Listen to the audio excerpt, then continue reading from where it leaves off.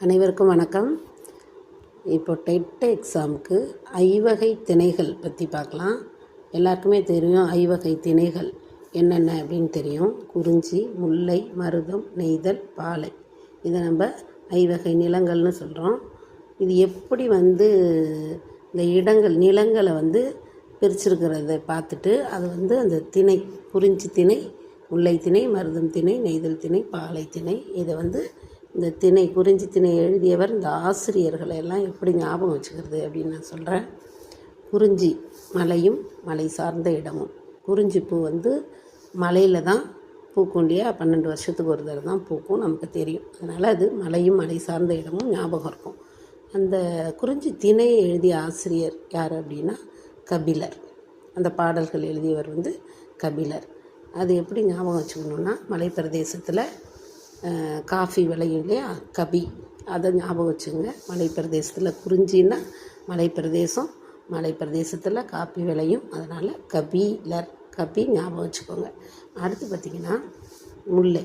முல்லை காடும் காடு சார்ந்த இடமும். முல்லைனாலே பூ முல்லைப்பூ காடு மாதிரி இருக்கும் இல்லையா, பூ காடு மாதிரி இருக்கும், அதில் தான் பூ பறிப்போம். அதில் அந்த ஆசிரியர், அந்த திணைக்குரிய ஆசிரியர் பேயனார். காடு அப்படின்னாலே பேய் ஞாபகம் வரணும், அதனால் அது அப்படி ஞாபகம் வச்சுங்க. முல்லை திணைக்கு காடும் காடு சார்ந்த இடமும், ஆசிரியர் பேயனார். அடுத்து பார்த்திங்கன்னா மருதம். மருதம் வயலும் வயல் சார்ந்த இடமும். வயல் சார்ந்த இடம் மருதம் அப்படின்னாலே மருத பூக்கள் நிறைந்திருக்கும். அந்த வயலும் வயல் சார்ந்த இடத்துல நம்ம வரப்பில் ஓரமாக தான் போவோம் இல்லையா, ஓரம் போக்கியார். அப்போ மருதத்திணைக்கு வயலும் வயல் சார்ந்த இடமும், ஆசிரியர் ஓரம் போக்கியார்னு ஞாபகம் வச்சுங்க. அடுத்தது நெய்தல். நெய்தல் அப்படின்னாலே கடலும் கடல் சார்ந்த இடமும். அதுக்கு நம்ம எப்படி ஞாபகம், கடலும் கடல் சார்ந்த இடமும் நமக்கு தெரியும். அதில் அம்மூவனார், ஆசிரியர் அம்மூவனார். அந்த 3 பேரும் கடலுக்கு போனாங்க, பீச்சுக்கு போனாங்க, அப்படி ஞாபகம் வச்சுங்க.